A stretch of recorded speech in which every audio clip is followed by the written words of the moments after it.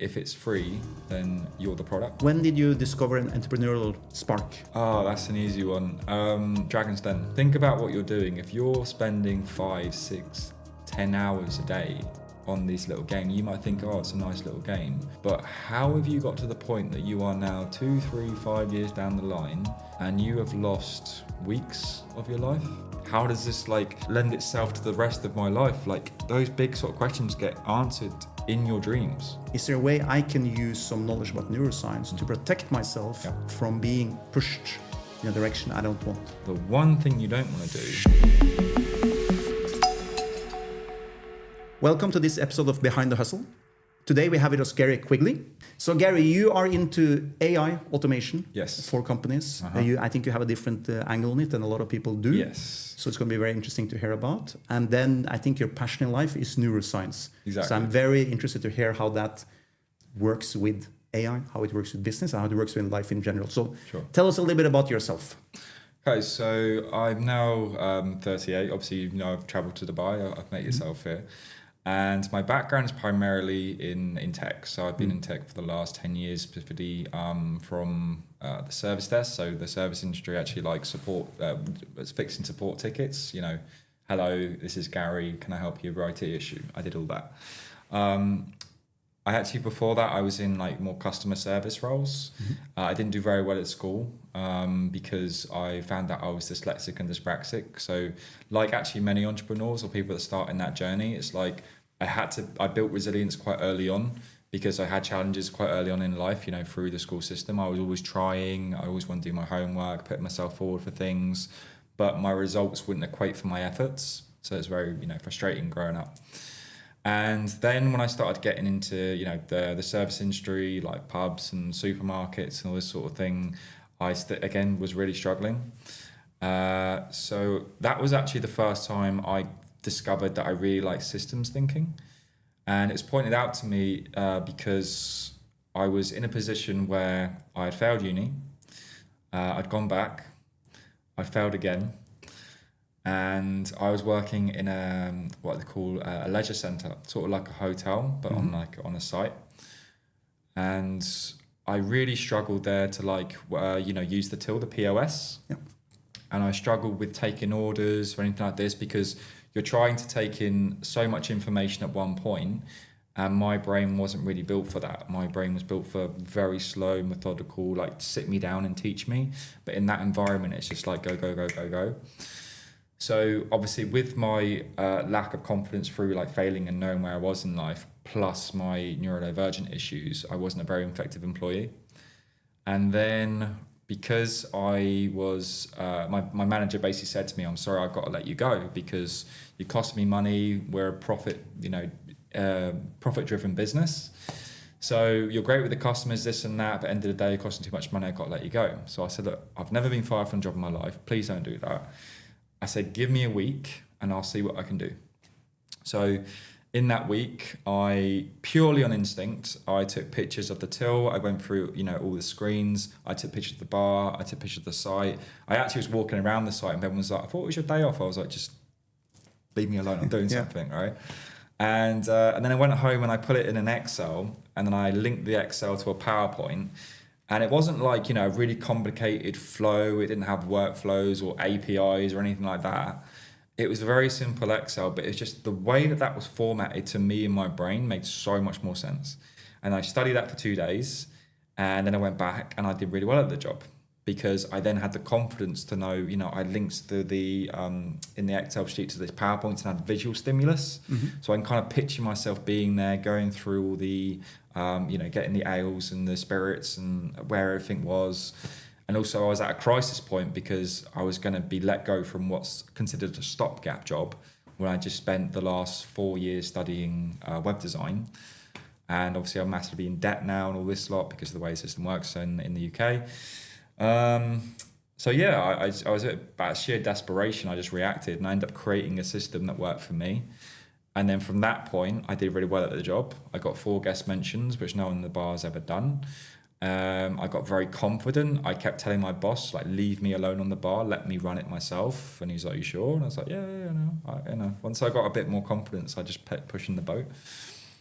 And after that experience, I just like applied that to every kind of job I went to, that I just think differently, I see things differently, and I just have to apply my own logic to things.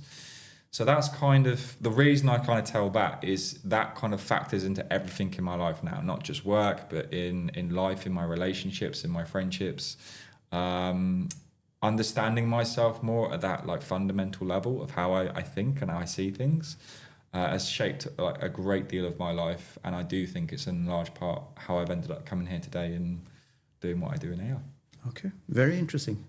But it's so interesting to hear someone who struggling with a problem, and you came up with your own solution, and actually created some sort of workflow and automation for that solution yourself. Yeah. And now I kind of already understand the building block of where you are today. Yeah. Because it fits perfectly. AI didn't exist back then for a consumer level or the small businesses, but it fits perfectly with the journey, right? Yes, I just think life leaves clues. Yeah. I mean, you sort of analyze all the steps going back, you can see patterns of how you came to be. It's not by accident. So what was Gary doing on his spare time other than the work and this challenge when he was young? At this point in my life? Oh, when you were young. Oh, when I was young. What made Gary who he is today? Sure. I did like most things like kids do back in the day. You know, I played in the local football team. I was a choir boy, believe it or not. My voice is now dropped. I went to church when I was much younger. Hang out with my friends. I did skateboarding, but again, where I didn't understand about my dyspraxia, which basically people don't know, it causes like balance issues like how you process information.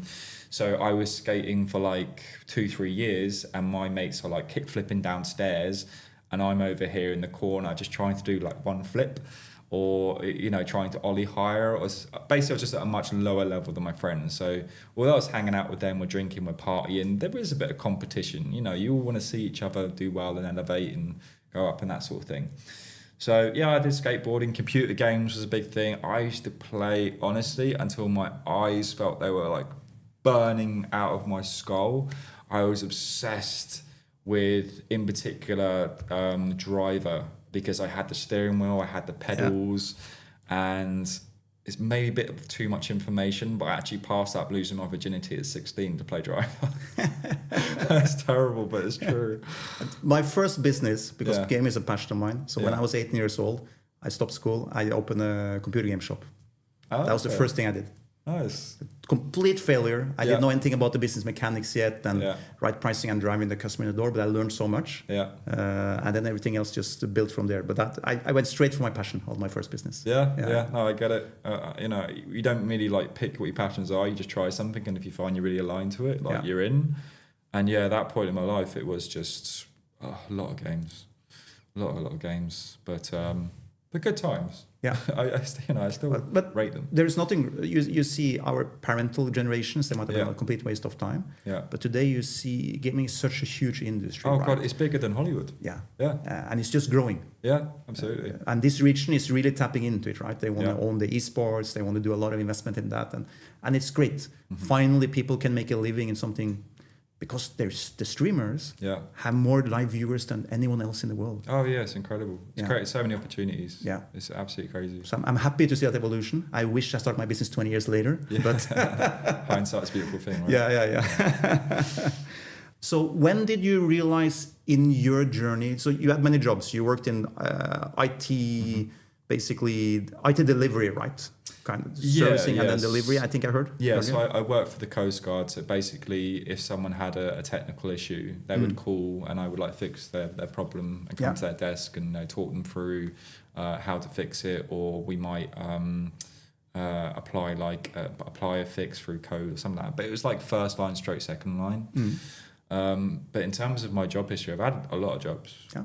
I had, I think, about 15 jobs by the time I was in my 30s. Yeah. And I think, again, it kind of comes back to my way my brain is, because if I don't find value in something and I don't find I'm being treated well, I don't see any kind of escalation in it, I'll just go, because otherwise what's the point? Technically, I agree with that principle. Yeah. Some people choose to have a job just to pay the rent, which is completely fine. It's everyone's choice in life. They sometimes eat more dirt than others because it's a job. Yeah. I'm just doing those hours to be able to spend time with my family and the weekends and whatever, right? Yeah. But if you have something else in you, that's very hard to do. Yeah, and I think the time that you trade, like at the workplace, is huge. So my thing's always been I don't want to be considered a 9-to-5 worker. So I've done everything possible to demonstrate that I'm not a 9-to-5 worker. I might clock in and clock out, but my whole thing is being in this business, having the accountability, being responsible for certain things, being seen in like senior positions, like. That is an opportunity to absolutely like demonstrate what you're capable of. And after, like I said, what happened at Warner Leisure when I had my first discovery of like self-confidence through systems, I applied that at the Coast Guard, and I did like many side projects that allowed me to boost my own credibility within the organization without actually getting any extra pay or anything like this. And again, it's something that I've just learned that not many people are really like that, so I stood out. I had the contractor trying to pinch me, and I was just like no, so I was like job safety and stuff, I don't know about contracting. So I didn't jump ship, but I was still incredibly humbled and complimented by the fact they wanted to poach me. When did you discover an entrepreneurial spark in your belly? Oh, that's an easy one. Dragon's Den. Okay, nice. the simple fact is I come from a very non-entrepreneurial family. I don't think we've had a single entrepreneur in our family. We were 2 generations of prison officers. So there was nothing. My parents were always like, get married, get a house, get a mortgage, settle down, retire, because that's all they kind of had. Because again, in their history, they didn't have the entrepreneurship thing. So my dad was a coal miner, prison officer, and that's what he did before he passed away. So there was never anything for them to actually like have an alternative view. So then why would I have it? Because it was never taught to me. And then obviously for the miracle of television, I see this thing called Dragon's Den, and I see these people come up and they say, hey, I've got this business and we're looking for X amount of equity. And I'm like, oh, what's equity? And this is our turnover, these are our projections, these are our margins. Oh, what's a margin in this context? So I started to like really get into it, and then it became like, where some people have EastEnders is their thing, or Top of the Pops, or X Factor. Like Dragon's Den was my thing. I watched that in the same frame of what I watch every episode, and I sit there excited to see what the next business would be and if they're going to give an investment. And you can play it like a game, because when they come up and they say what they're going to want, and then they say what they're looking to invest, if you're sitting with like your mates and they're into it as well, it's like, I don't know, I think I'll probably negotiate him maybe 40%. What do you reckon? He's just like, I don't know, but it's concept at the moment. So I think 40%, is steep. Now, I didn't actually have mates that would do that, but this is what I do in my head. Yeah. Because a lot of my mates didn't get that. They were all about playing football and stuff. Yeah. So, 100% Dragon's Den. It just told me about that world I didn't know about. I love Dragon's Den and Shark Tank and everything. So cool. Yeah.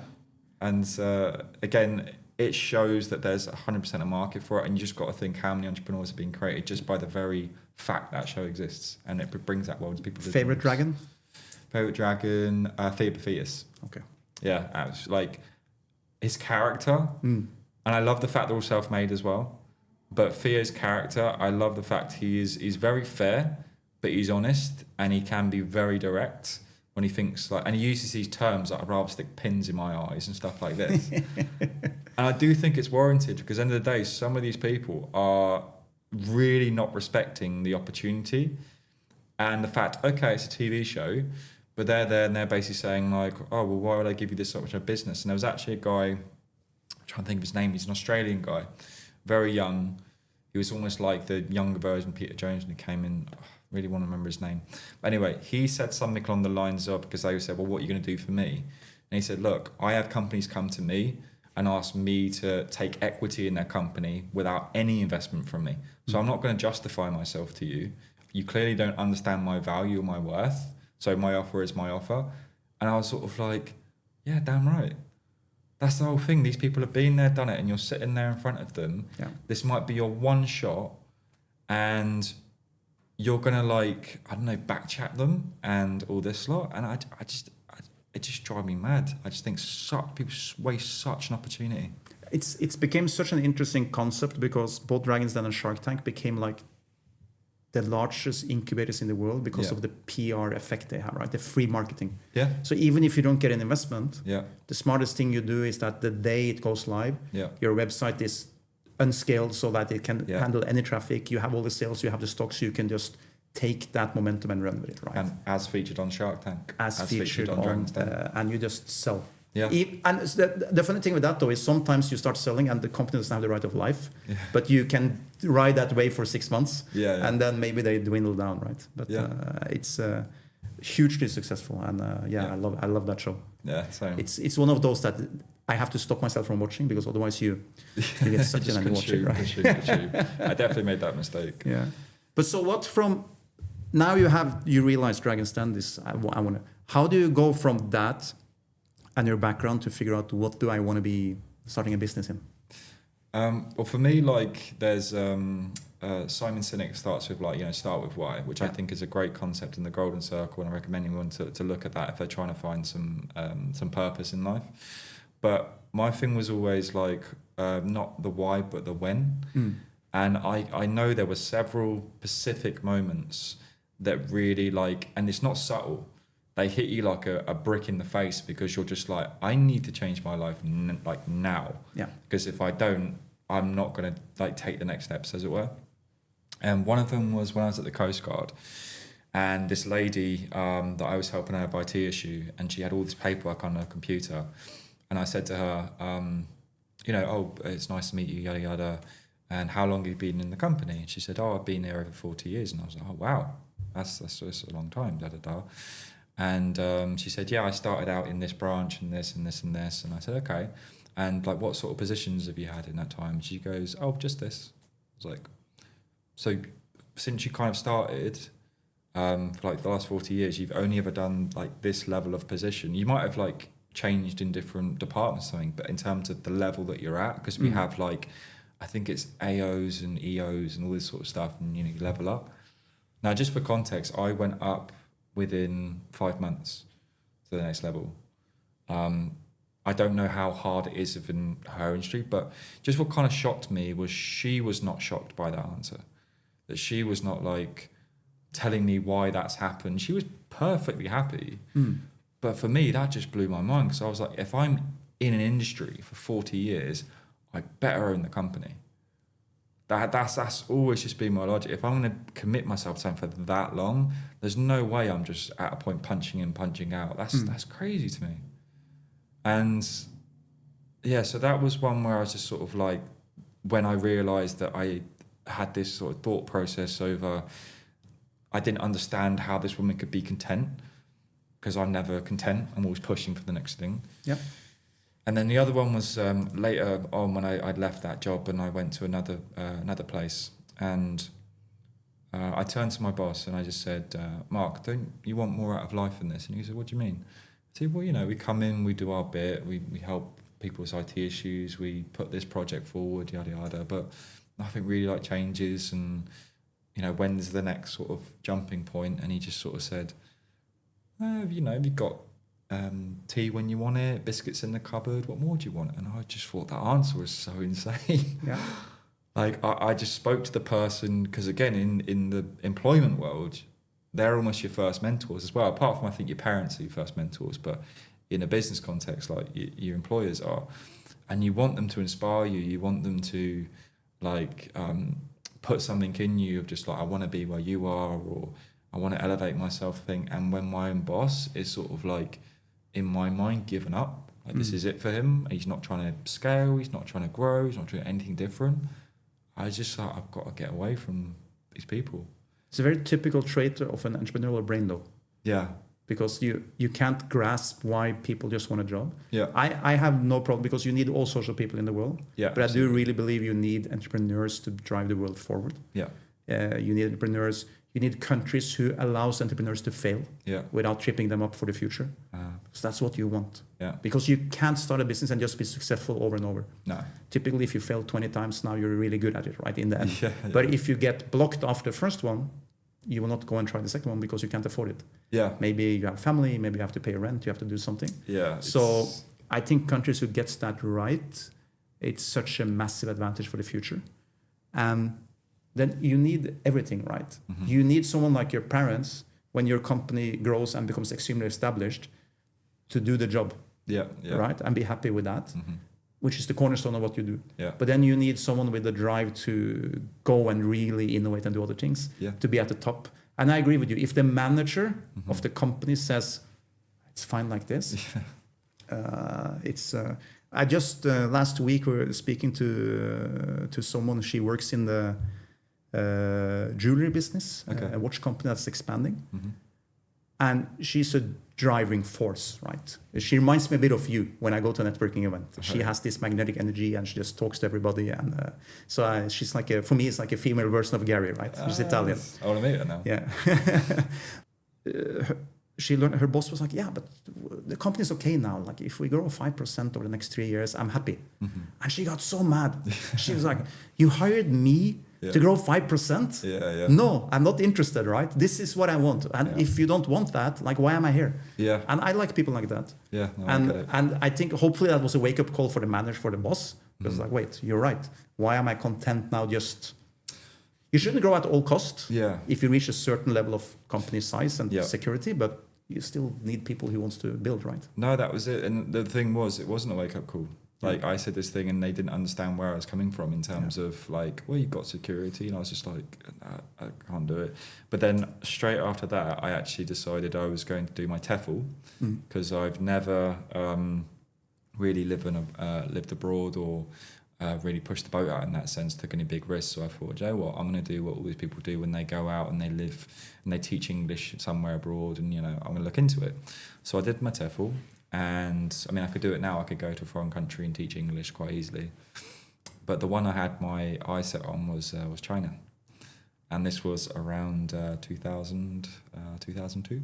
Oh. So you can kind of see where I'm going without saying it. Sod's Law, I seemed to pick that place, and I was only going to do it for a year, 2 years max, just to kind of have a bit of a life shift and different experience.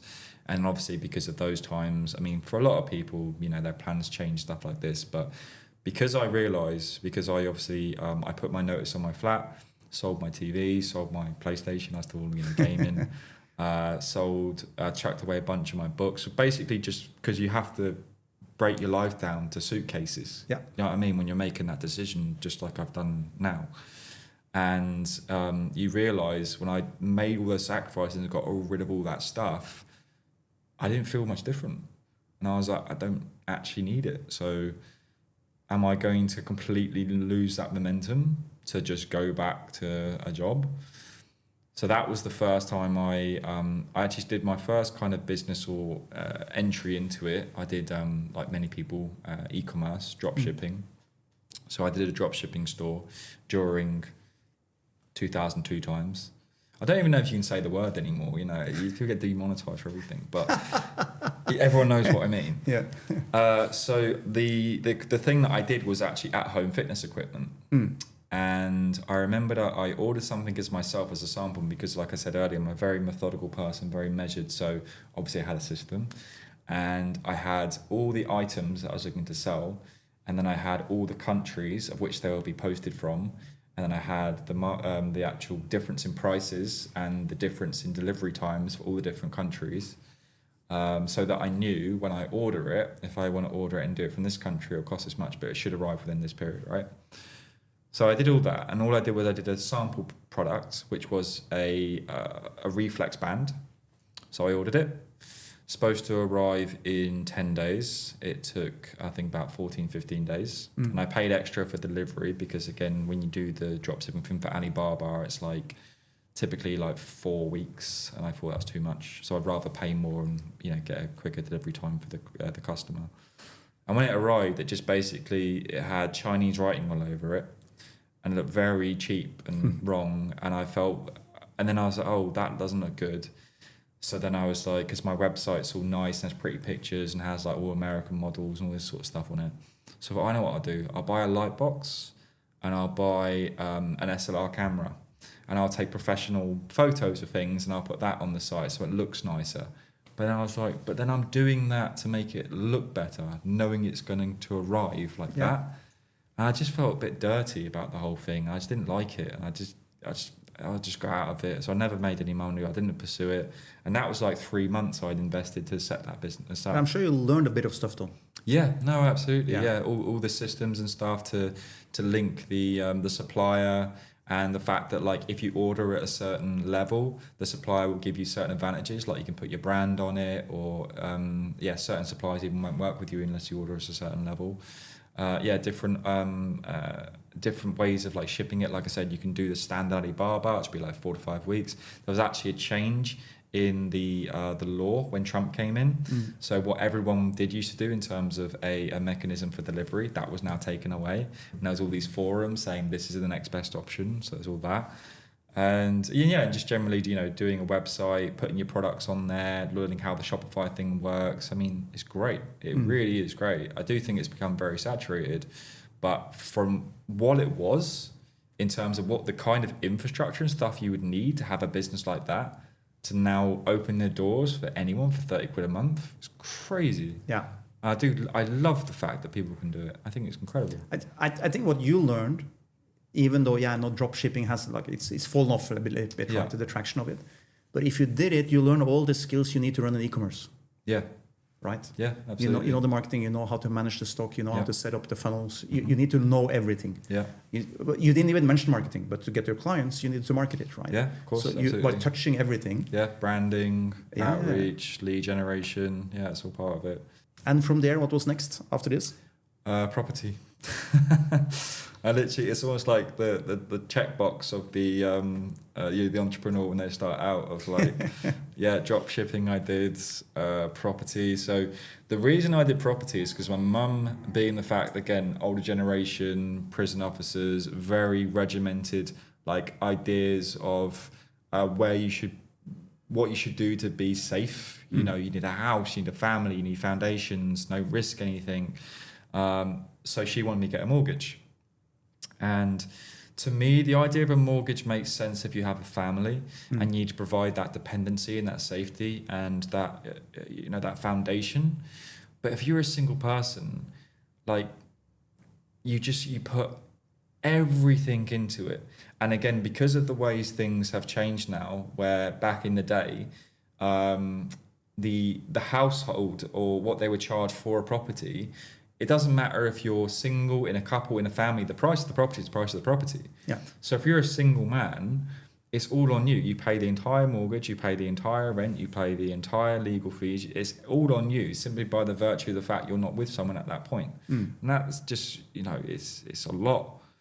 So I never understood that in terms of you take all the money you've earned to that point or all the money you have and you instantly cut any ability to have any leverage, any ability to take any investment opportunity. It all just goes in this one thing and it's at risk for the next 40 to 50 years, and you hope to God the rent doesn't go up or the bills don't go up, and that's it, and you just live hand to mouth, month to month. But it's so interesting because the parents, when they say that, they mean it from the best perspective. Yeah. Right? Oh yeah, absolutely. Because they know that then you're taken care of. Yes. They don't have to worry. Yeah. Because it's when parents come from that background, it's hard for them to see someone who wants to leave the nest and I want to go and do something no one in the family has done and no one has any experience with, and I want to figure it out. And I'm going to a different country, I'm doing stuff, and they're like, this is scary for them, right? Yeah, of course.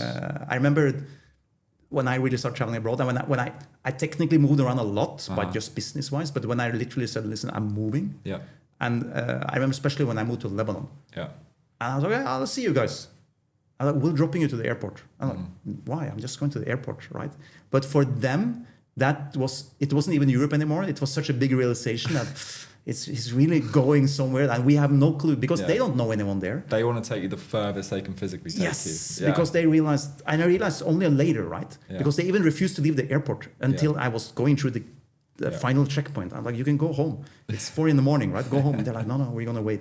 And I was like, this is just weird. Yeah. But then I realized some years later that I'm going to a place, they don't know anyone, they don't know the place, they don't know what will happen if something happens, they don't know who to contact, they don't know if I'm safe, right? So it's so I learned that later in life, especially after my father passed away, that I would be better at doing video calls with my mom because by she looking at you, she'd be, okay, it's fine. Yeah. So if you do a video call with your mom, She will do the scan. Yeah. And then she will start talking, right? But then she did what a mother does.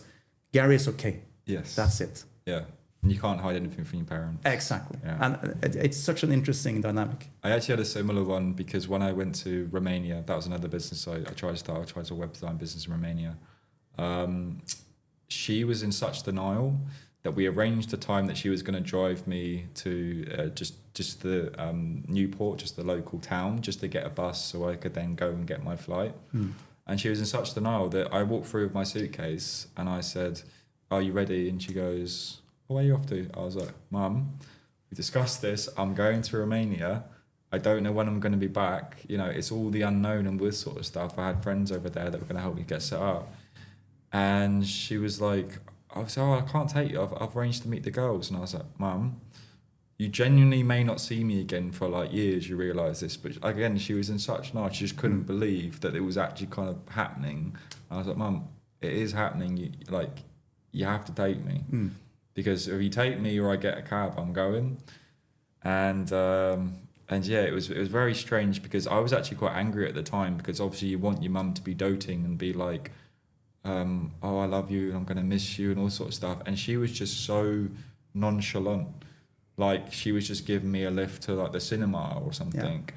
And it's like, "Oh, but I have to call the girls and like, you know, quit." And I was like, "Then call the girls, Mum, because I'm going to Romania. I think they'll understand." Yeah.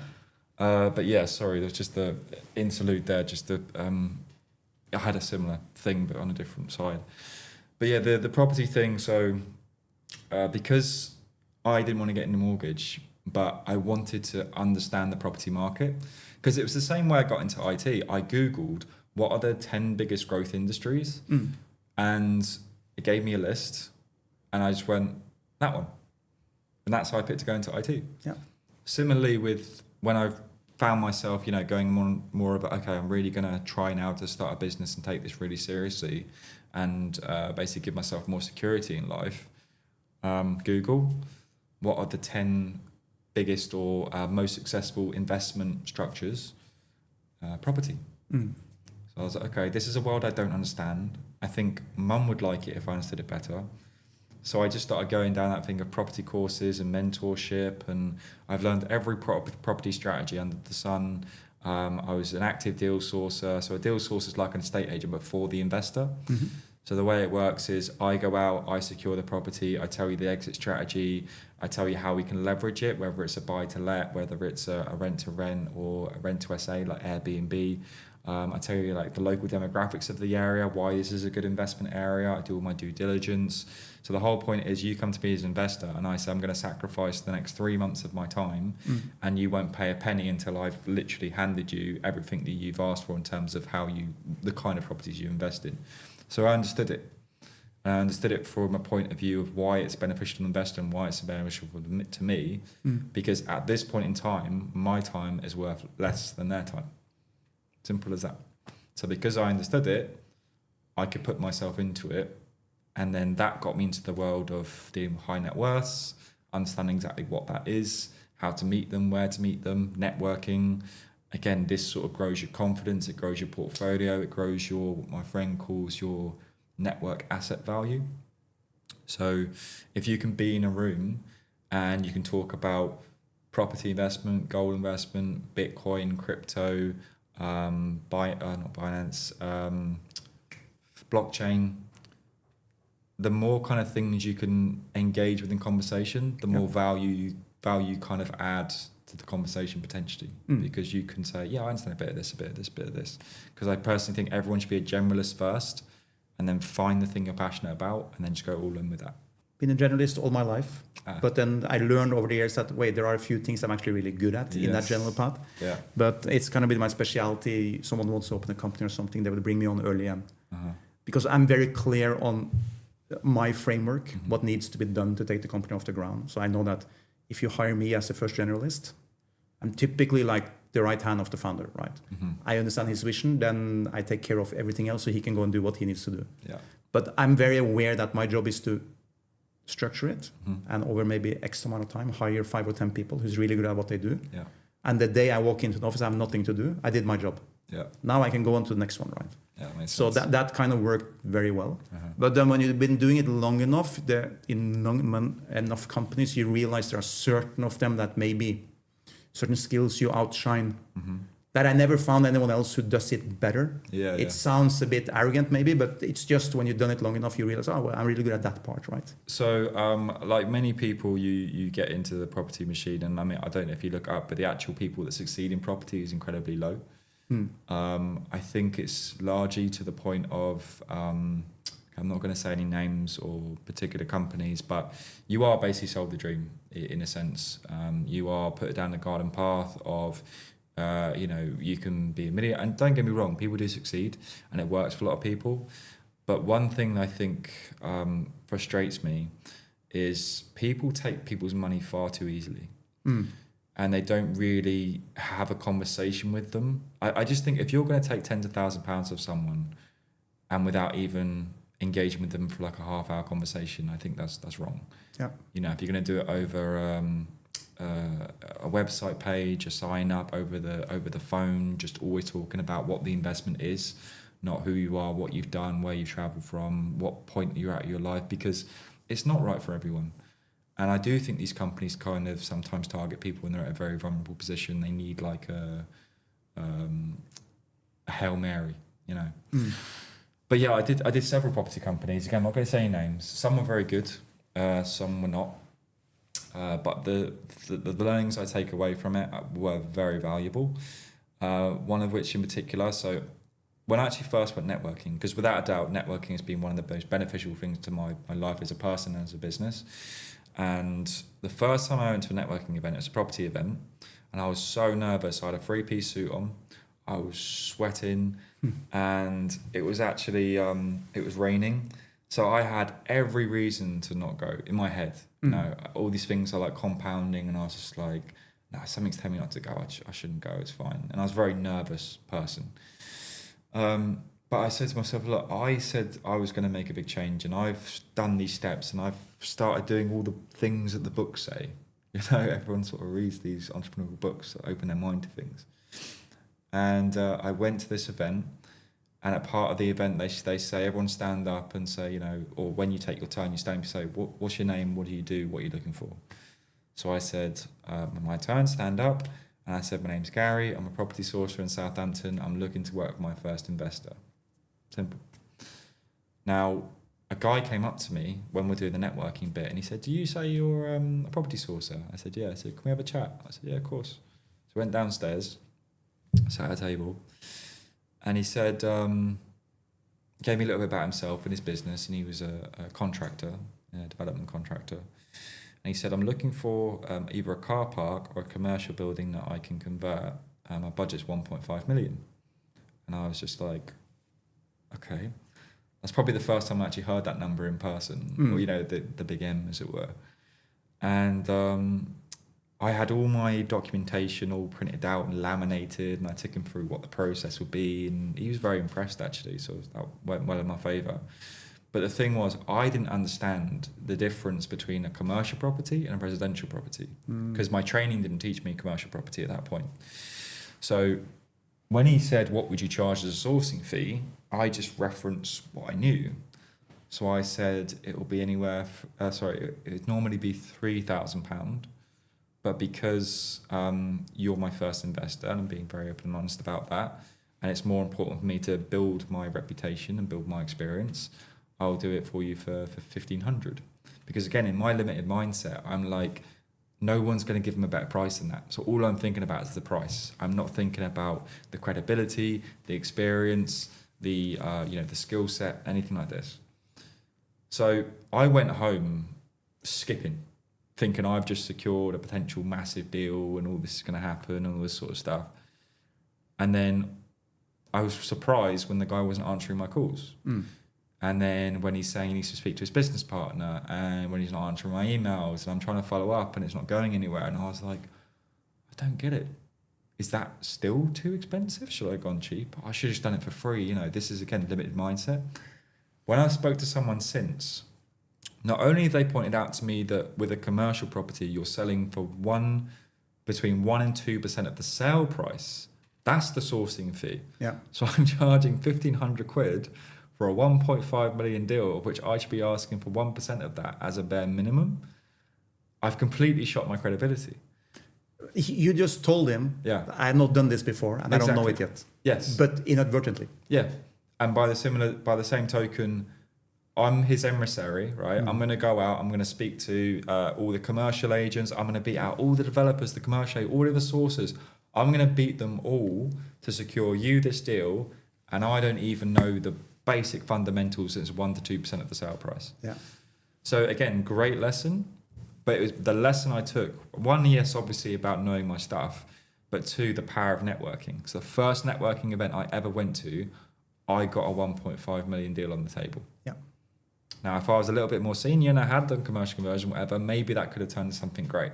But at that point in my life, a failure. If you just landed it, you wouldn't have learned much. No, that's fair. It still sucks. Yeah. But that learning curve will taught you something that's valuable in all of the businesses you do, right? Yeah. No, absolutely. Yeah. Yeah. Completely. And pricing is so interesting, especially in the world we live in today. Like myself, I do mentorship, coaching, and so on. I know you did a lot of the same. Yeah. And most people, I do the same. I'm like, oh, I can't charge that. Mm-hmm. But then when I take a step back and I look at it from the angle how I would advise someone who's doing the same, I'm telling them, bro, you're way too cheap. Yeah. You need to do this, and this is what's worth your time. Yeah, no, I get it. And those two things never matches when I say it myself and when I do it for others, right? Yeah, we are our own worst enemy in that respect. Yeah. I completely get that. But so property actually, it was because I was doing property and because I was trying to, I just bring it up because you said about the business that I'm currently doing now, called My Last Business in the UK. Because I was balancing a full-time job, so I was at that point, I was a transition analyst. Yeah. That's the position I elevated to by that point. And I was doing property business on the side and trying to balance those two things and having a social life and, trying to experience life. It's difficult because a lot of people would find just being in my position alone would be challenging. It's not a senior position, but it was quite a nuanced field. It's a lot of project management work, all this sort of stuff. You work outside your hours. Everyone knows, that's standard in IT. So trying to do that and launch a successful property business, I had to do a lot of time management, understand focus, understand flow states, understand why is it that if I have the time, I don't seem to have the ability. But then I learned things about, well, where's my mental capacity at? How am I burning myself out through my activities? And then you get into dopamine things and how important sleep is and how your brain resets and refreshes you in the morning. So you find when you go any kind of entrepreneurial stuff you enter into, yes, there's a lot about business, but then you look at any business has a structure, has a system, has processes and foundations and organization components to it. But then as the individual, it's kind of the same thing. An individual is a system. Individual is a series of actions and behaviors, and where those actions and behaviors come from, and how do we control those actions and behaviors. So the next business I entered into was doing high performance coaching, because I had already done a certification in it, but I did it for myself to be more effective as a business owner. But I was a certified coach.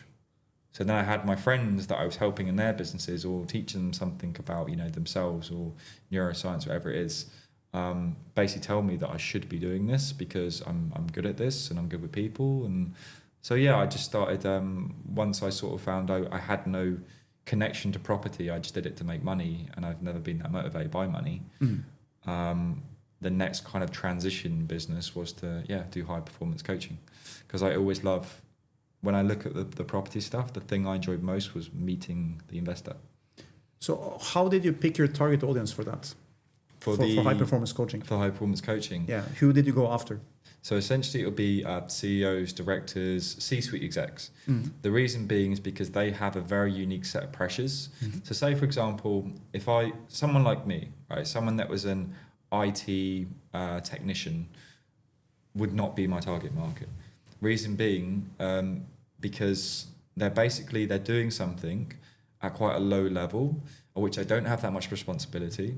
It would be unrealistic to look at a person that's getting, let's say, 26,000 a year and being like, you should be working 90 hours a week and you should have all these responsibilities and you should be, you know, running X amount of systems. And if you don't do it, you know, you're out the door or whatever. But CEOs and C-suite execs and stuff, and that's the thing, a lot of people think they want to be at that level. And I'm telling you now, from the people that I've met, very few people can. Yeah. Because you are, again, working 90-hour weeks, you are sacrificing family time, you are in the office all hours of the day, you are responsible for hundreds of people's of livelihoods, right? Those are significantly unique pressures and things that a lot of people can't deal with.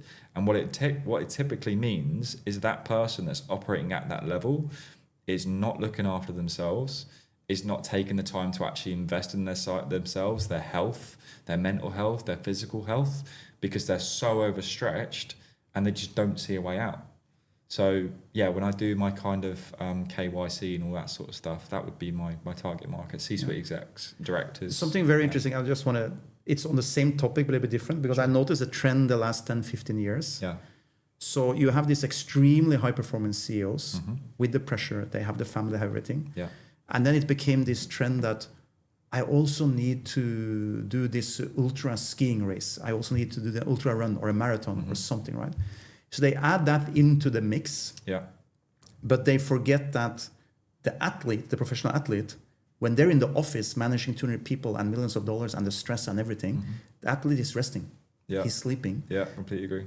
And there was, I was reading some Harvard study or something, and there's been a massive increase of heart attacks and unexplained passing aways because they overstretch themselves to a level that, because they're so high performance, I'm going to do this to the same level, but they're not taking away anything else to make the space for it, right? No, they're just doubling down. And the thing was, my father wasn't a high performance person, but he passed away of a heart attack. Now, I wouldn't consider him high performance in terms of he wasn't, you know, managing loads of things in terms of a company. But when I look at what he was managing in terms of his life, I mean, he had 3 kids to support. He was, working a prison office job. So he was had all the prisoners that he took a personal investment in and wanted them to do well and, change their lives. He had his wife that obviously he's got to love and take care of and remind her and that she's beautiful and stuff. And he's doing these stuff in the garden. So he'll be working in the garden or he'll be doing bed watches. And he worked like a lot. And I think I've kind of inherited that from him in the fact we are workaholic, if you like, as a term. But yeah, I do think on some level, a lot of this stuff started as well, because you asked me where this entrepreneurship stuff came from. I watched Dragon's Den and that sort of thing before my dad passed, but I didn't really say to myself, I'm going to do this and going to invest in this until my dad passed. Because it was that thing of, I thought life was one thing. And then in that moment, it was just, everything changed. And that's the thing, again, from a neuroscience perspective, I've read this in a book called Rewired, where it basically says losing a loved one can be so chaotic to your brain, because you think about all the experience you've had with that person, they're all like neural connections. So every time, you played catch with your dad or sat with him, had a beer, watched a TV show, your first time you moved into a flat, all these like moments that you have that are literally, like I said, they're neural pathways with that person. And the more experience you have, the thicker and thicker and the more prominent that pathway is. And now when they're gone, your brain knows for one thing that it can no longer continue. There are no more pathways with that person that can ever exist again. Not only that, but all the current pathways, because they're not being stimulated by new experiences, they start to break down, disappear. And this is why we say we start to forget people, because literally on a neurological level, it's making space for other things. Yeah. We don't have to hold them. We don't have that choice. So it can feel like literally losing a limb, because your brain almost goes, like flips upside down. That's why people say my world turned upside down. Yeah. That's why that expression is so relevant.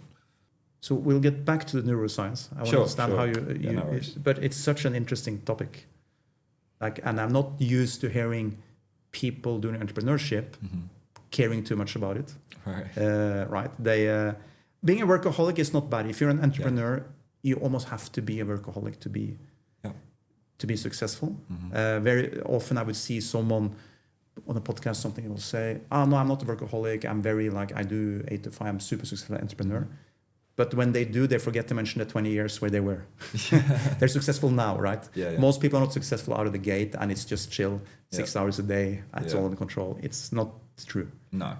When we hire people, because I worked with so many startups that I was really involved in helping off the ground, and when I interview, I want people with the right mindset for being in the beginning of a startup, because it's not a job.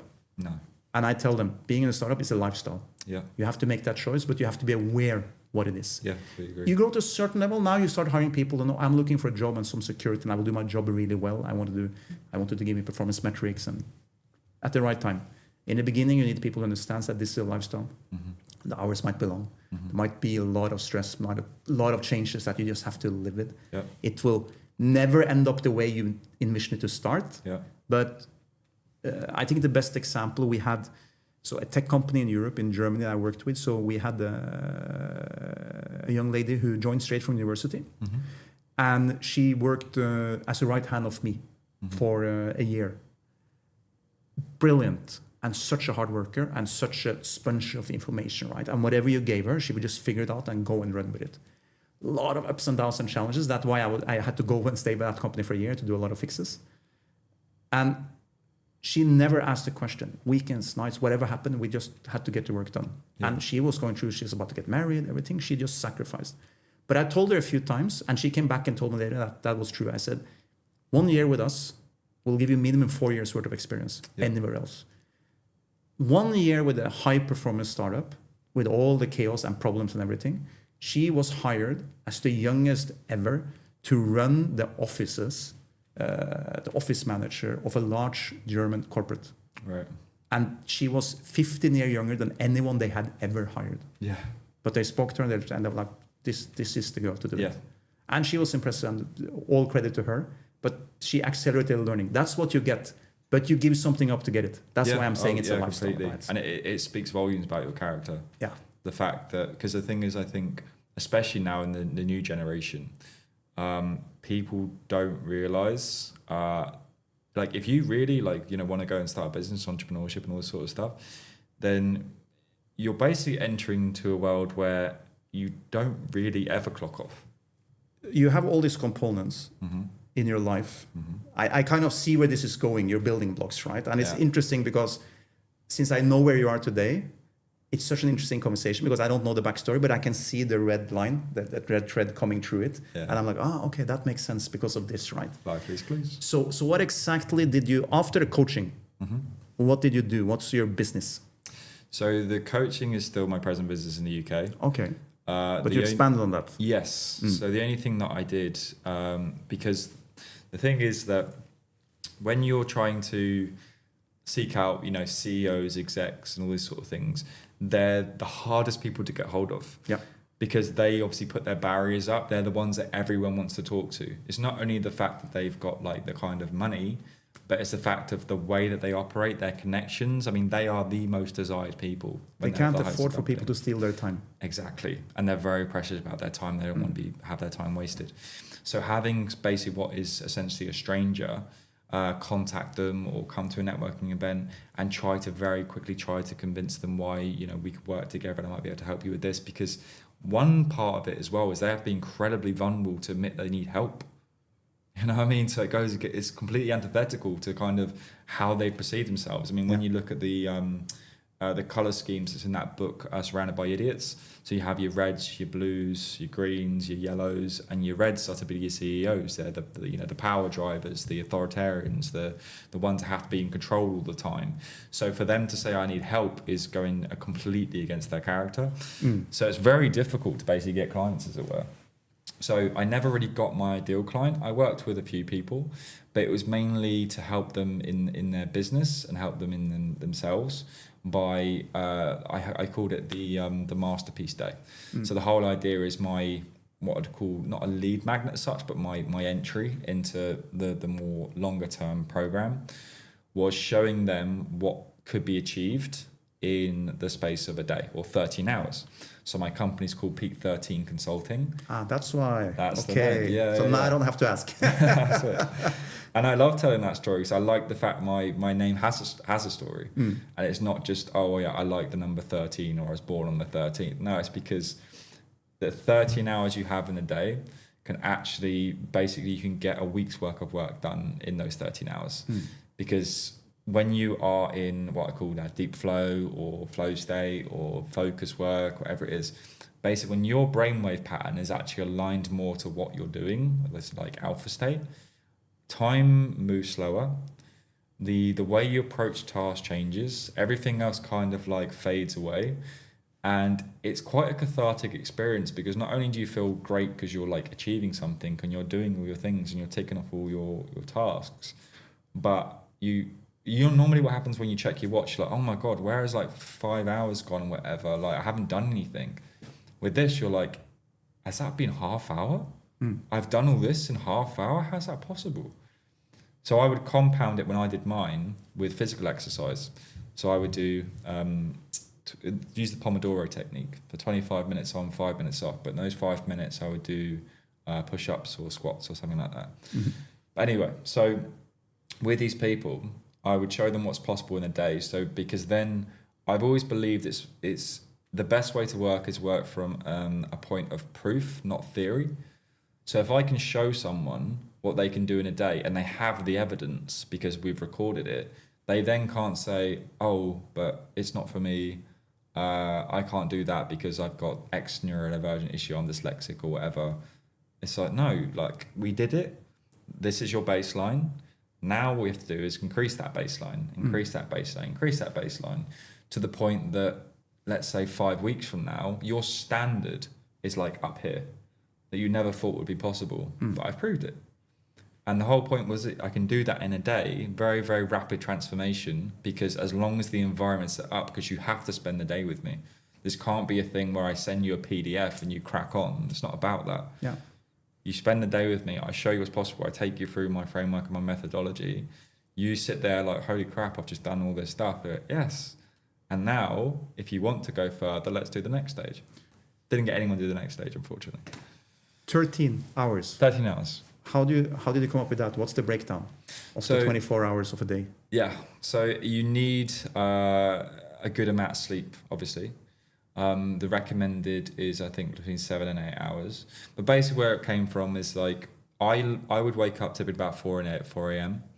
I think for most people, I think 8 a.m. is pretty standard. Some people like 6 a.m.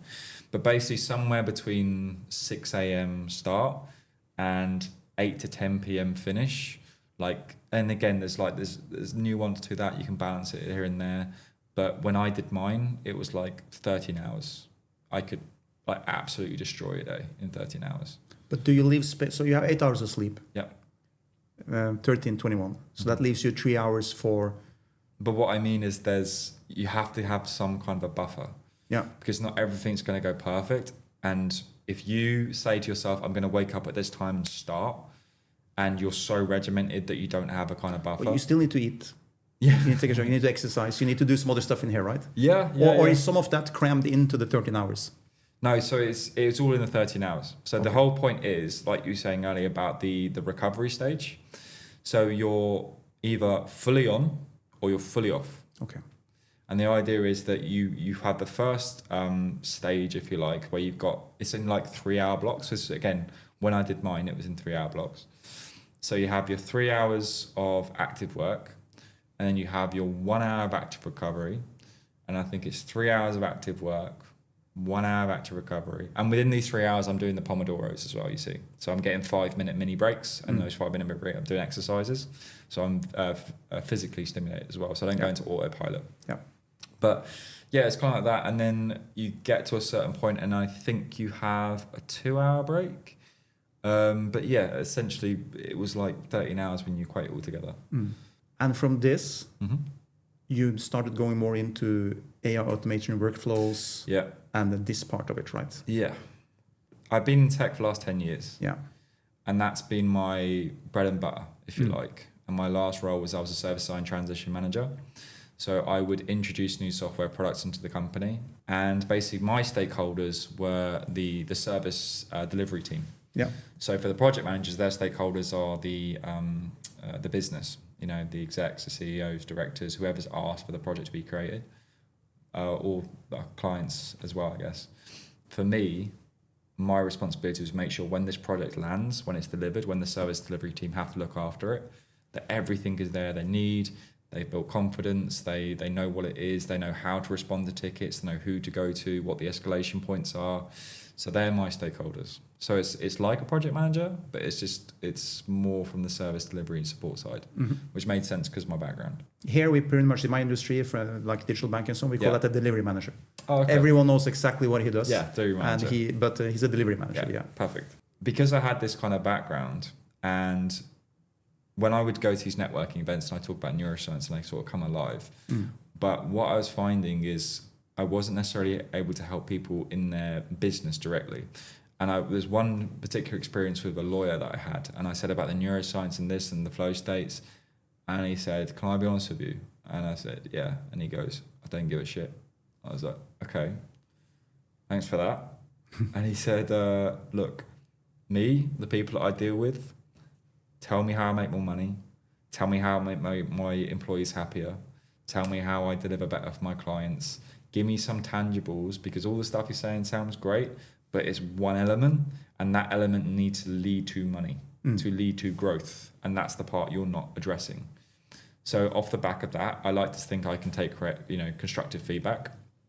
I went off, I got certified as a business strategist. I learned how to analyze businesses end to end. I did a micro MBA. So I learned how to do financials, the cost analysis and verticals and all this sort of stuff. And the whole time this was going on, obviously AI is coming in everywhere, and it's being promoted, and it's going to do this and this and that. So I was a hobbyist, like many people. I had a little play with ChatGPT, but it's like anything. If you've got that kind of mind to really deep dive, I was like putting it through its paces. Like I was putting through images and saying recreate this in this style before they now allow you to create things in style.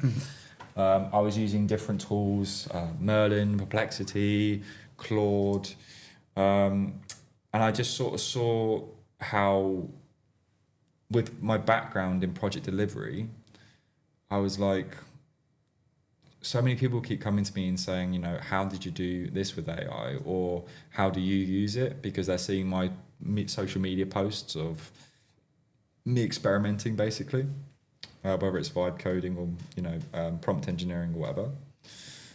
And I just thought, a lot of people don't really understand this stuff. And what I came to realize is it doesn't matter how advanced the technology comes, whether it's AI, quantum, whatever it is, most people aren't tech people.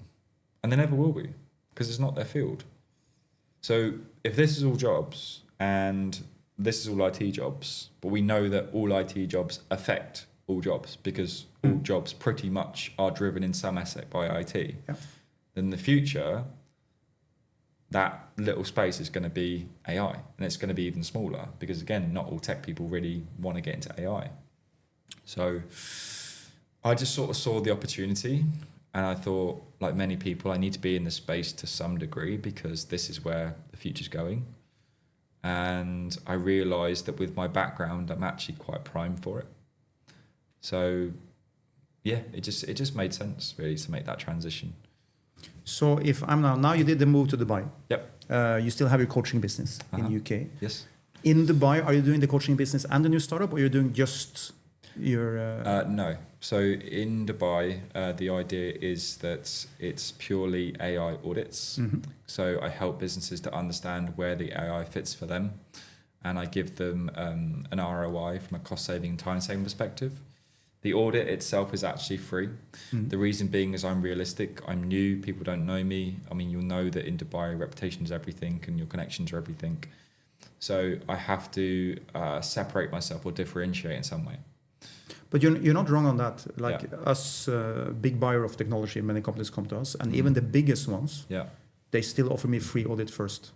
Ah, I see. Okay. So that will probably never go away, no matter how much you grow. Okay. Because that's your selling point, right? For me, it's like a little bit of a scare tactic. Yeah. Oh, give me a great free audit. Yeah. And then they always come back, well, if you don't think about this now, right, okay, I need to. But it's a good way. For me, if you come to me and I have to just buy it, it's a hard sell.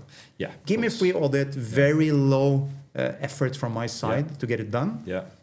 For sure, I'll take it. And I think the thing is as well, again, my logic is if I can work in a company for 2 weeks, it's not just what I deliver, but they see how I work. They see how responsive I am, see how I talk to their staff, what I can kind of, my personality, all this sort of stuff. Again, 2 weeks is a long time. Yeah. If you can work in a company for 2 weeks as an outsider, was essentially a contractor, I think it's a good amount of time to bridge that, gap of trust. Yeah. And then it's just, okay, now I've even demonstrated what the savings could be. It's a lot, like I said, easier conversation than a straight up, look, I'm a complete stranger, how about 10 grand for this automation? Why are you the guy? We don't know you. Yeah. What's your background? What have you done before? Yada yada. Which are possibly again valid questions, but it's very different when you again breach it into a personal level, and then it's just like, look, I'm Gary, you know me. Now allow me to just deliver this for you and help you guys grow. What I like about this business, listening to you, is coaching is great, but the level of C-level coaching you're doing, there's a lot of one-on-one. Yeah. Because it has to be in that specific field, right? Yeah, I agree. What you're building now is scalable later. Because you need to do it in the sales, but when you get all the systems working, you will have more and more workflows that is ready off the shelf. Yeah. You already have something which is 90% ready for someone, and now you can start scaling, right? Yeah. It's a scalable business. Yeah, and I think any kind of consultancy business or service-based business, it's something that I've actually come into quite recently, the idea of, because you get so into the thing of starting a business and the excitement of it and bringing something to the world, but realistically, you need to think about the exit as well. Yeah. And if you build a business that's Gary Quigley Consulting, very hard to sell that. That is what they say. It's a lifestyle business, right? Yeah. Which is great, but you have to realize unless you can put money on the side over the years when you're doing it, you kind of have to keep doing it. Yeah. If you can build for an exit, I believe in building for an exit, but there's nothing wrong with starting a lifestyle business. No. It's a personal choice. Yeah. I do think sometimes people should educate themselves a little bit more about what it means, one versus the other. Yeah. Because they're both different commitments. Yeah. And it has to fit your personal lifestyle. And I think why so many people choose a lifestyle business today, because it has the promise of locational freedom. I can be wherever I want and do whatever I want, and I can manage myself, right? Yeah, and I get it, but I think the thing is, again, from the service perspective, if you're not looking to exit, because the thing is, if you exit, you can maybe come into a business, do a little bit on the side, but you use the capital that you got from your previous business to kind of fund the next level. Whereas if you're not thinking about exiting, you're only in that business, then like you're saying, it's a lifestyle business, but you are going to hit limitations because your time is without doubt going to be invested, for the long term. And you can create SOPs and you can create handover processes and you can hire staff and all this sort of thing. But when it's your thing, it's very hard to step away. It is very hard to step away. But again, the thing I like about AI is, this is what I say to companies, I'm not here to put anyone out of a job. And I do think that there is a massive potential for AI. I like to see it as like a seesaw effect. So I want to elevate your employees by weighing down all the rubbish they don't necessarily want to do, but it's just part of the job with AI. So AI is great for administration, AI is great for data handling, any sort of processing, creating of documentation. These are all fundamental things that busy businesses have to have, but it doesn't come with any kind of nuance or individuality from new employees. It's just because they sit in that chair. So it allows them to do what they actually want to do, what their passion is. It allows them to be more secure in the place that they work, because their employment gives them a vehicle to do that. So they're happier as people, they perform better as people. Any study you look at says that if you've got happy employees, they'll perform better. But also for the business, if they're put in positions they can make more profit or do the things they're supposed to do, and they're wholly in their zone of genius, then it profits the business as well. And the other side of it is actually having companies. So let's say you can have a company with only 5 or 10 employees, but operate like a company that has 20, 25 employees, because you have certain employees be AI agents fully. But that means I'm not taking someone's job, but I might be putting someone in place of someone that might have that job in the future. but still I think that is a much healthier alternative than actually just saying, oh, we've got this tech, we don't need you anymore. I don't like that. So now you came to Dubai, you decided to come here for some reason, and you're starting this business. What are the challenges you're as a fresh off the boat starting a business? You chose the country for a reason. Yes. It has a lot of great upsides, but what are the challenges you're facing when you're in your first part of the journey of kicking this off? What are the biggest hurdles?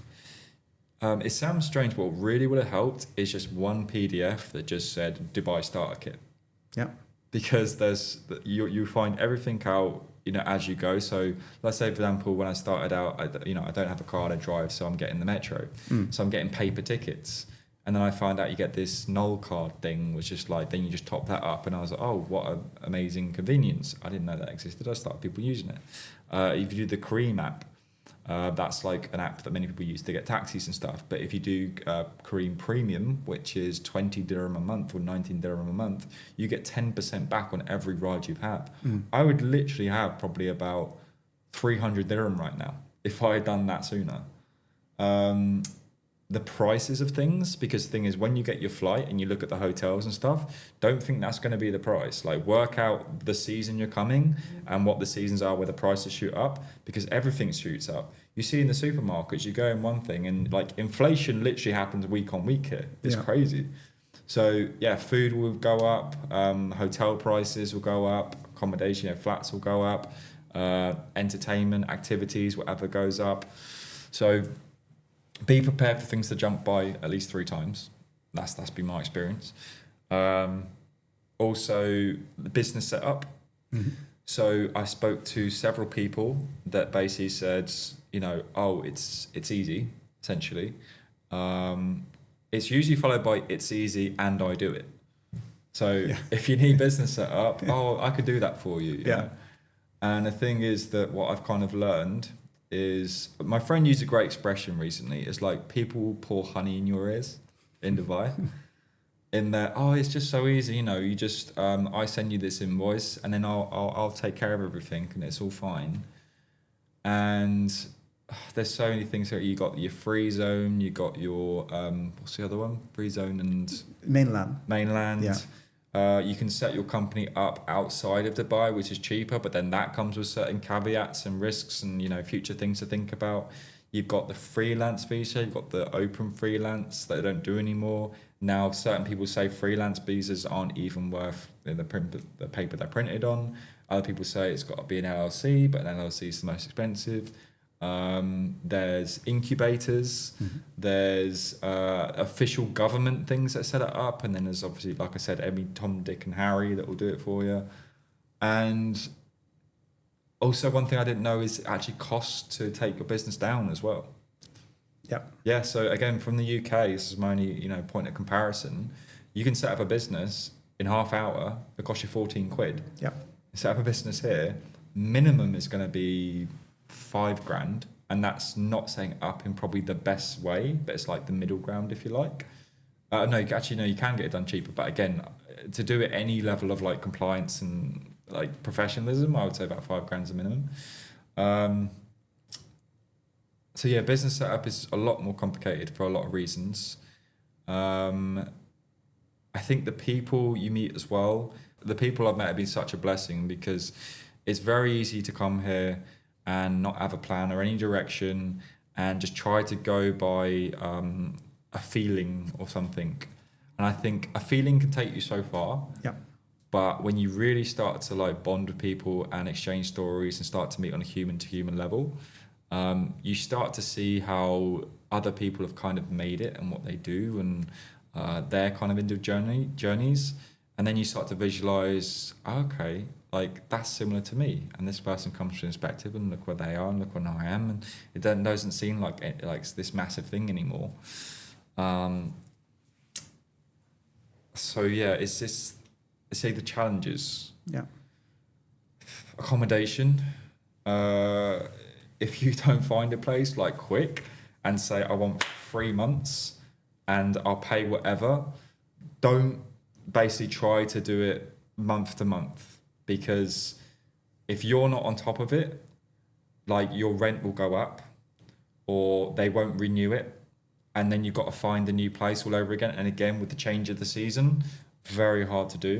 The biggest challenge with that is that surprised a lot of people is when you come and you start right away. Yeah. You can't actually rent a full-time apartment until you have your Emirates ID, your Visa, Emirates ID, bank account set up, right? Because you have to pay with checks and so on. Of course. So in Europe, we're not used to that. Yeah. I want to rent something. If I get it, I pay the first few months and I move in. Yeah. Sign the contract, right? No, completely. So that's completely different.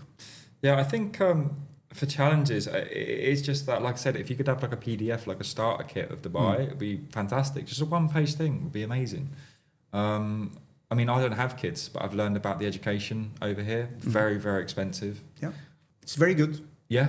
But again, if you come from a country where you're used to it being baked in that, but then you pay the taxes for that, right?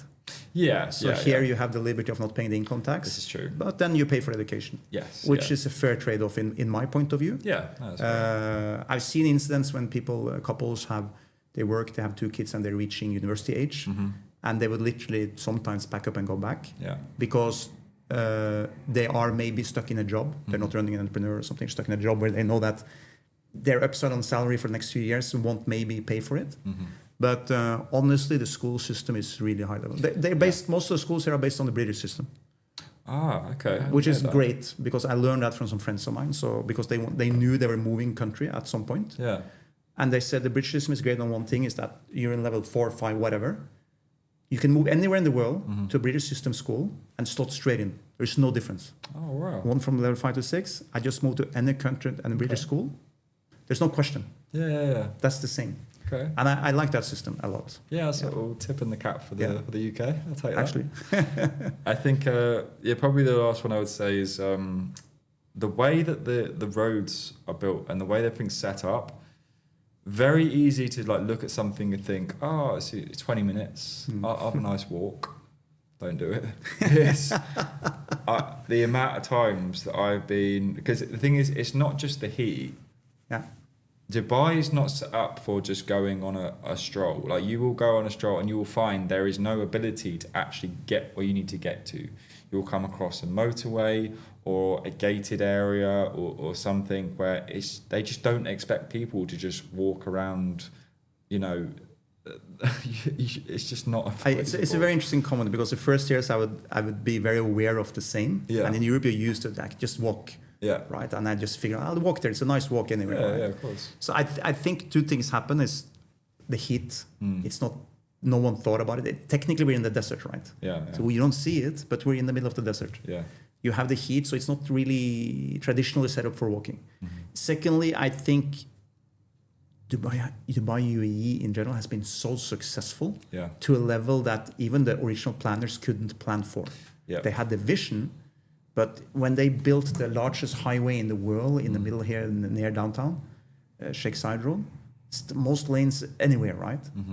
Still too crowded because it was the biggest back then, but then it became so successful around it, and you can't even envision it. Yeah. Right. So they run into these problems, but now they're doing a lot of effort the last few years on improving walking, cycling paths, and so on. So it's starting to become. Now you start to be able to connect more and more. Yeah. But also since the development has reached a certain level, more of the neighborhoods that. When I came here, there's still a lot of neighborhoods that wasn't connected, but that are connected today. Yeah. So I'm able to cross that and do it. That's good. But yeah, I would probably jump in the car very often. So you kind of have to have the lesson to learn not to do it again, I think. Yeah. But it happened a couple of times, and I was just like, I don't care what it costs. I just don't want to experience again. Yeah. So, but how do you go about doing the business, starting to talk to your first clients and so on? Yeah. How do you find Dubai in that purpose? Well, I think Dubai, primarily from my experience, is people that, obviously it's a large portion of expats. So you're not really trying to break much cultural barriers, I found. I think that might be a thing. People have that perception. But I think the thing is, in terms of the difference, so say, for example, if I go to a networking event in London, and I start talking about my business or I start talking about my passions, whatever, everyone's almost like this, right? They've always got one hand up to be like, okay, yeah, it's very nice, but I don't want your business. Don't try and charge me anything. I don't want it. La, la, la, la. So everyone's a little bit standoffish. here, honestly, I've met more people that want to help me than not. And if they can't do it through business directly, then they'll say, oh, I want to connect with this person. I know this guy you should speak with. So it's a very network heavy culture, but also a very encouraging place that is honestly for a new founder, a new startup, it does live up to its name in terms of great for new startups for that reason. But yeah, and I've had a lot of people sort of guide me. Again, very blessed to know people that have lived here like 40 years, so they've seen it, all aspects of Dubai from its inception, and it's really encouraging in that people have done amazing things in a very, very short space of time, simply because the environment is so conducive to allowing them to do it. Whereas, again, I'm not going to get into it too much, but in the UK, we are seeing this over and over again, and in a lot of places in the West in general, that people are being almost punished or forced into positions of not starting a business. And it's all downside, no upside, for a long time. And it just gets harder and harder and harder. Whereas here, I think it's so much more built for it and encouraged. And if you go to a networking event, it's much more common to meet people that have their own businesses than people are employed, in my experience so far. And that's both from the Emirati side and the expat side. Did you have any in your previous business before you left, or when you come here? What's your darkest moment? My darkest moment? When you wake up and like, oof, did I do the right thing? I did actually. I had a point when, again, like many people do, came here, was staying in hotels, then the price shot up. And I thought, well, because for people that don't know it, when you come here an entry visa, you've got 3 months. And after that, you have to leave the country. So given the fact I had a 3-month runway, it's not a lot of time, especially, new business starting up and everything like this, or just to get those initial connections. So when the hotel shut up and I was like, I'm going to burn through a lot of cash very quickly if I keep doing this. So I found Dubai's hostel culture. And I started staying in hostels and I met some great people, don't get me wrong, treated me very well. I actually got a potential opportunity from someone for an AI potential client off the back of the guy that used to do the cleaning at the hostel that I said before, because I just like people, so I get chatting. He left that place, he started working for a restaurant. He's one of his regular clients, him being a lovely man that he is. Bong, if you hear me, man, I'm giving you a shout out. But he basically, he was like the, I don't know what you call it, like the administration. So he would do the cleaning, he'd done the reception and everything. And he just basically recommended me to this guy. He come in and he's one of his regulars, and he said, oh, I met this guy, does AI. And then he WhatsApped me and I was like, oh my God, Bong's got me a potential client. That's amazing. It goes to show the opportunities come from most unlikely places. But yeah, when I've done everything from nice hostels to cockroach infested hostels to people waking me up at 3 a.m. singing some sort of Arabic song, people stealing my stuff, and I had a point when you wake up and you're in this box, and I was just like doubting everything pretty much. And I was like, I've got like a month left. I've run through a lot of my, savings for this thing. I've not got a single client, not got any interest. I've had multiple days where I haven't really been working on my business and I've slacked off. And part of it was that I need to put myself in a position again, crisis, that I can't slack off, and I'm still doing it. Because I procrastinate like anyone does. No one's 100%, even as a performance coach. I beat myself up over that, and I had a bit of a cry. Yeah, I did. I woke up and I just looked at this little box thing, and I was like, I'm 38. There's people out there. They're married. They got kids. They've started multiple businesses. They're doing this. They're doing that.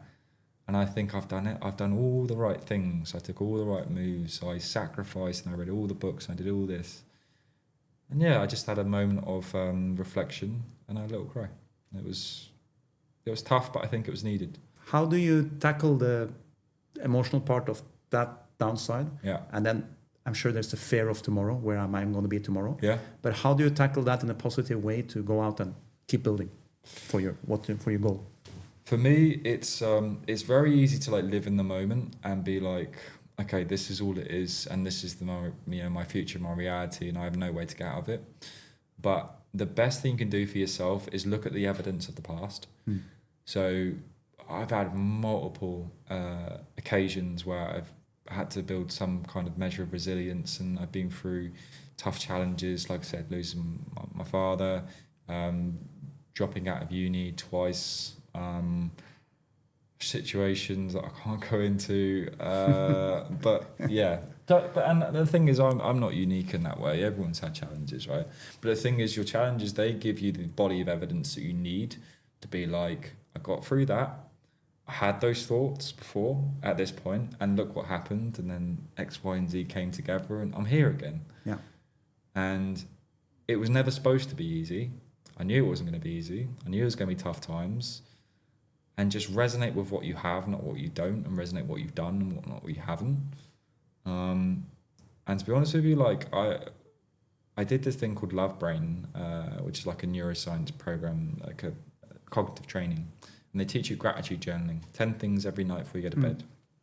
And yeah, again, I've let my practice slip a bit, but doing that practice and having gratitude and seeing the things in life that really kind of matter and move the needle and stuff like that is, yeah, that's kind of how you get back on track. Yeah. You look at what came before and who you are as you stand here today at this point in your life and be like, yeah, I've got a lot more years to, make an impact. Yeah, I think you're in the right place. Yeah, I think so. Really, UAE is like a land of, sometimes I compare it to the old Wild West in the US, because you're allowed to come. Doesn't matter where you come from, your background, anything, and you're allowed to do. Yeah. And you said something interesting earlier. There is, in Europe, trying to have a coffee or a call with the CEO. It's a stiff arm, right? Yes. And I do the same when I'm there because I protect my time. Yeah. Here, everyone is willing to, okay, yeah, let's meet, have a coffee. Yeah. And there's no expectation of what they want back. No, that's true. What can I do for you? Yeah. Okay, I can connect you to this guy. I can connect you to this business. This woman runs a business that you can something always happens, right? Yeah. And that's quite unique here. And you mentioned briefly about since we all come from different cultures, and the beauty here is we all take down the guard. When you sit in your home country, you have that cultural guard. All of this. Norway is like this. Yeah. And only the Norwegian box fits, right? And if you don't fit into it, you don't belong here. But here, since we're all strangers, we're all immigrants. We all just okay, let's talk, let's discuss, right? Yeah. And everyone is open to it, which is great. So I'm so impressed and grateful for being allowed to come to a country like this and be given the opportunity. And then you see, you're in a very interesting space because you see the government, the initiatives they're doing in the AI space specifically, and the partnerships they're signing. They've decided we want to be the AI capital of the world. And they're investing in it. And they want to bring people like you. And they want you to come and think with it. They do. So it's interesting for business setup. One of the best price business setup programs in UAE is right here because they decided we need people to come and try. I go to a normal mainland company, it costs me much more every year. Yep. But here it's like, we'll discount the price for you. We'll give you, if you're a 1, 2, 3 person team, we'll keep it cheap for many years. And it only becomes the normal price when you're successful in 5 years or in 10 years. But they want you to try. Yeah. And they will give you credits on AI computing. They will give you a business network from the government. So they're really setting it up for a home run in that space. And they know they need talent. And I find it interesting because not all the talent has to be Silicon Valley created this thing that everyone has to be a coder. Right. It doesn't have to be. No. I think I was going to ask you what's the unfair advantage of your business for you to compare to others. But I almost want to take a stab at it listening to your journey. I might be wrong. But listening to you, you had a personal issue with education and how to learn and dyslexia, so it didn't compute with you a lot of things. Yeah. You had to solve that by creating a system that worked. And then you used systems all across your journey and started using it in business. So what I know after talking to you is that if I get you into a company or with us and you say, I can help you with automation, you're not just talking fluff. You will actually look at it from a systematic perspective, and you have a program. I'm going to run you through this system, and I'll see which system applies to you. And you're applying it because it's something that worked for you, and it's something you lived your life by, right? Yes. Most people don't have that. They learn systems. You created them out of need, out of necessity, and now you're applying it to your business, right? Which is very different than someone that just says, I have an AI startup. What do you do? It's AI. Okay. So I don't know if that's what you call your unfair advantage, but in my point of view, that's how I would describe you to someone else. I think, no, you are very bang on and accurate, because I think, like, again, with the whole notion of nothing's kind of by accident, right? And if I didn't have those experiences, if I wasn't forced into the position of discomfort and I had to overcome that by learning that I learned through systems, then I wouldn't be here today. However, the one slight exception I would make is that what I'm trying to do now is take the principles of Six Sigma, because Six Sigma is a way to identify inefficiencies in businesses and opportunities and ways to basically change how the delivery of a particular product or a system or a service to make it more efficient, more affordable, whatever it might be. And what I love about that is that people know Six Sigma. It's been around for a long time. So if you come in and you say, I'm Six Sigma, but with AI, I think that's a possible really great leverage point, because what I'm basically trying to do, and again, it's early, this is like, because I do think everyone should bring something unique to the world. I don't just want to come here and just say, oh yeah, I work with AI and I can help you by implementing or showing you how it works, yada, yada. I do want to do something unique that my brain took me in a certain direction. And my brain pushed me towards this Six Sigma stuff, because I was like, if I can use this project methodology to identify the inefficiencies on top of using the AI to actually deliver on the results to resolve those inefficiencies very quickly and very deliberately. So if I said to people, I do a Six Sigma and I identify X, Y, and Z challenges in your business, what would typically happen on the old model, I'd go away, I'd do Power BI dashboards, I'd show you all the data, I'd show you where you're losing business or losing money and all this sort of stuff. But I'm away for 2 weeks working on that. Now with AI, I can feed the data into the AI. I can create dashboards very quickly through something like Claude Code, and I can give you that immediate feedback on where the business sits and where I'm seeing the data go and all that sort of stuff. So that's probably more long term. In terms of right now, it is the audits to show the opportunities in business, but that's where I'm trying to see it go, and then build some sort of a SaaS product or something to allow businesses to actually run those analyses themselves with the foundations of Six Sigma, but it's almost like Six Sigma plus. So Six Sigma, but now with the leverage of AI. I want to wrap up this episode with talking a few minutes about something we didn't touch too much on yet. Yeah, sure. I know that will be too short for you. Your passion in life, neuroscience. Yeah. So what is it? And both personally and for my business, why should I care? Okay. So neuroscience as foundations is the study of the human brain. So when I was doing my performance coaching, I saw the human being from 3 pillars, body, mind, and soul. And I do think that, again, being kind of a generalist in things, but then I think you should focus on one area and put more attention to that area. The thing that I picked was the brain, one, because of my neurodivergent challenges, and I wanted to understand myself better. But also I thought, well, if I understand how I work and how human beings work and how, the gummings of our brain kind of comes together to get us to act in certain ways and why certain people are massively successful and why people aren't, then it allows me to know why the decisions that I have made and decisions I make today and what I can do to kind of change that. Because one big thing about me with neuroscience was a thing called neuroplasticity. So neuroplasticity takes so it's so neurological, and plasticity in terms of plastic, so it's malleable. So okay. It can change and adapt. Because we're told as boys that by 18 we're done in terms of our growth, which neuroplasticity says no. So every microsecond of every day we are growing and adapting, our brains are growing and adapting and changing. So one thing about neuroplasticity, if you're in an environment, right? So let's say you choose to go into a pub, or you choose to go into the Four Seasons. Now, the Four Seasons cost more, so a lot of people won't make that choice because they're like, well, why would I go there? It costs more when I just want to get food and I'll go here.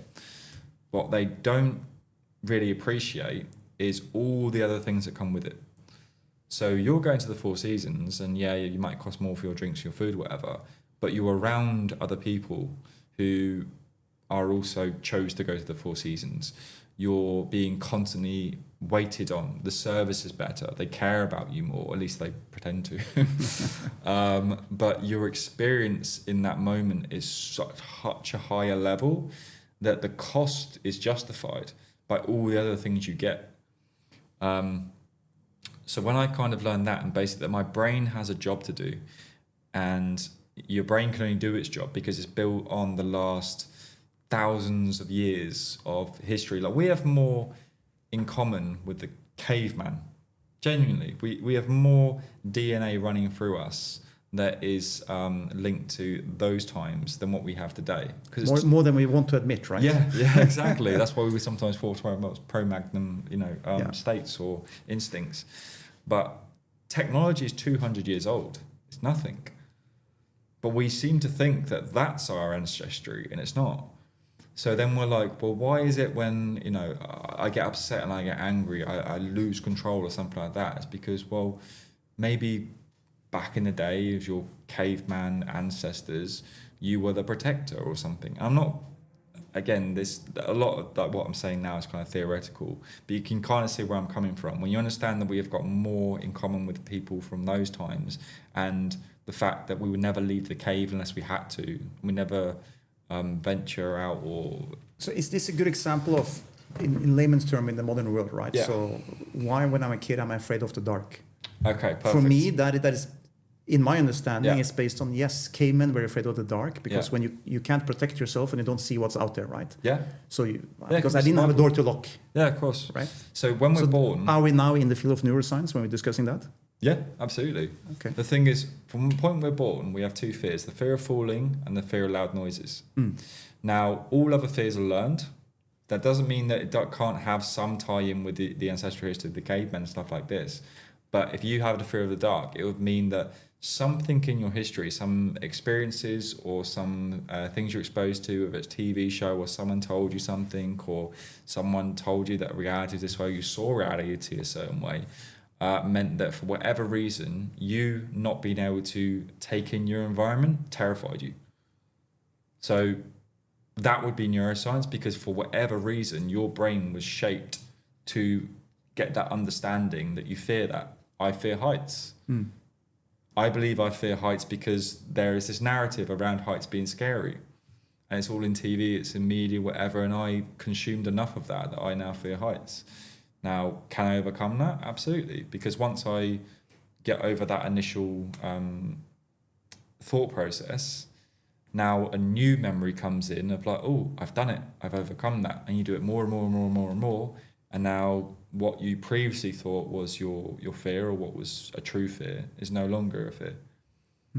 So you can constantly break out of your neurological patterns, but you'll typically find until you actively direct your focus to actually changing your neural pathways or changing how you think about things, you will default. You will default from a point of safety, because your brain is an energy conservation machine. 20% of its power is used to power us. So everything else we do, whether we eat, sleep, run, talk, everything we do, every decision we make, like, costs energy. And your brain's job is to keep you alive, and to keep you alive, it needs to conserve as much money as possible. So you say if you're making a sales call and it's very awkward, uncomfortable, your brain's like, get off the call. Because it's all this energy is being consumed in your worry state. So it wants to keep you safe. So it will just, like, anything you do that's like a challenge, your brain will say, no. So yeah, your brain's just trying to keep you safe, basically. You can correct me if I'm wrong, but Sure. I feel in the Western world, over the last decade probably, I'm wondering if this is linked to neuroscience now when I hear you talk about it, right? There's been a shift of politicians to play on what I call primal fears. And they've done it extremely successfully. Yeah. Right. So that's why you have these shifts from left to right or right to left very often. And people get elected by playing. 20 years ago, they wouldn't play on the fair. Yeah. They would play on, okay, you need your pension in order and so on. And it's switched into pure fair. Yeah. And if you're not on my team, you're on the other team. Yeah. Right. Do you think they really literally, now it sounds like me, like they hired a Gary and he told them, listen, if you play on these neuroscience facts, this will make you more successful. 100%. Okay, interesting. The reason I would say 100% is because I've noticed it as well. I think you'd be very ignorant not to see how they do it. But the thing is, we always act more on the things we fear. Like we act more on the fear of losing something than the positivity of having something. So you'll see this a lot in marketing as well. When you're looking for your ideal customer, you won't just say, oh, what do they like? You'll say, what do they fear? What scares them? What are their motivating factors? And you're like, oh, you want to play on that. You want to understand what's their greatest fear about something or the thing they don't want to happen, and you put that in the language of your marketing. Again, a lot of things in marketing I don't like. Dark side of marketing. Yes, but it works. Yeah. It works, and unfortunately it works for the good people and the bad people. They all use it because what works. Because we're more psychological creatures. We're more creatures based on emotion than we are on logic. So when you're talking about the politicians, these very militaristic language in certain things. They say, this is a crisis. This is critical. This is all very, very purposeful. I think you're probably speaking maybe around the time of 2022 and stuff like that. Started a bit earlier, but it's ramped up. Sure. Yeah. So, yeah, I would definitely say so. In the same way that the CEOs and stuff like this of like these Silicon Valley companies, they hire neuroscientists, they hire scientists, psychologists, all this sort of thing, because if you're a person who, let's say, just sees a nice game on your phone, and you say, "Oh yeah, I like to play this game. I like to hit my fingers, have it crush the candy or slice the fruit or whatever it might be." Now, these games and these industries are billion-dollar companies, and you downloaded it for free. Yeah. Now, there's a kind of saying that if it's free, then you're the product.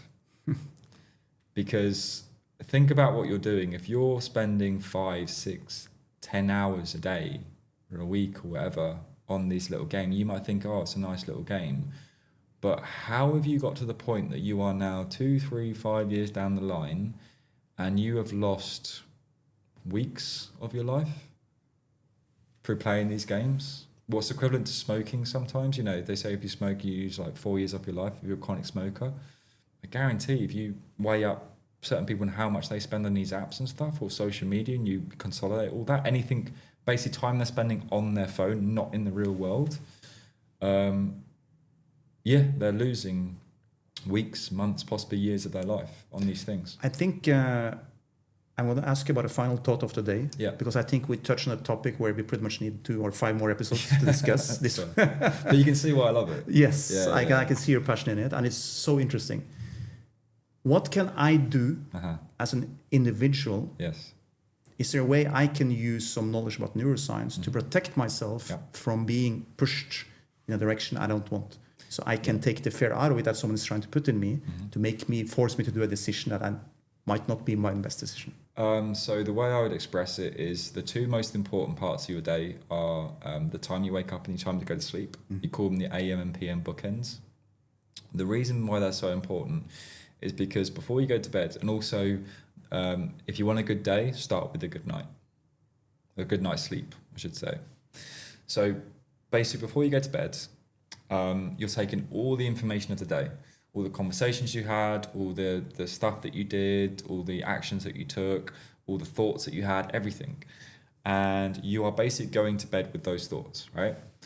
Now, what most people do, because it's so overwhelming, is it's almost like if you look at it on terms of a spectrum, you wake up and you're here and you go through the day and then you have crashes and you have dips and this, but you basically drop energy here. So what happens when you're down here, you don't want to go to bed immediately because you've sacrificed so much of your day working, going about things that you'll watch TikToks and YouTube and stuff like this. So you'll bring your attention, your your stimulus is like boosted to like 100, and they have to go to bed, which is down here. So this is why people, when they shut off their devices, they're like, oh, I can't sleep. Well, no, you just took your brain on ecstasy, and then you expect to go to nothing. And the thing is, what people don't understand is the point that you go to bed is one of the times your brain is at its most active, because it has no more inputs. So everything that happened in the day, all those stimulus, all those experiences, that's its opportunity to make sense of all those things, combine those things, and make sense of why did this happen this way, and what comes tomorrow, and how does this lend itself to the rest of my life. Like those big sort of questions get answered and asked in your dreams, because your brain's not taking anything else. So that's the night. And in the daytime, when you wake up, you literally detox when you go to sleep. You literally clear chemicals out your brain. And now if you've had a good routine and you've had those consolidating thoughts, you've now had like a reset. Everything's clear, everything's been stocked, everything's been reserved. And you've now got a blank slate to start the day. The one thing you don't want to do, because the thing is, if I talk about it in terms of time, right? You've got this time before you go to bed, you've got this time when you wake up. As soon as you pick up your phone, as soon as you log into your computer, as soon as you enter into any kind of social media or any kind of apps, this time that's precious, that is yours, you have under your control, you can choose whatever you want to do with it, it goes. Because you do not control what's out in the world, and you bring that reality into your phone, into your bedroom, into your life, into your family, whatever. As soon as you pick up that phone, you start opening up those apps. So it sounds like everyone's like, oh yeah, just don't pick up your phone in the morning. It's too blasé, it's too generic. The reason you don't do it is because you don't allow the outside world into your precious time, which is your absolute active moment to set up everything else that comes after. And if you win the day, you win the week. If you win the week, you win the month. If you win 12 months, you win the year. You win a year in your life, and you've got the formula, if you like. I will end it at that formula. Perfect. Gary, thank you so much for being a guest. It's been a pleasure. Such an interesting conversation, and I really think one day we have to do a full episode more just expanding on this. I've loved it. Thank you, my friend. If you like this content and you want to hear more real founder stories, we drop new episodes weekly. Make sure you don't miss that and click subscribe.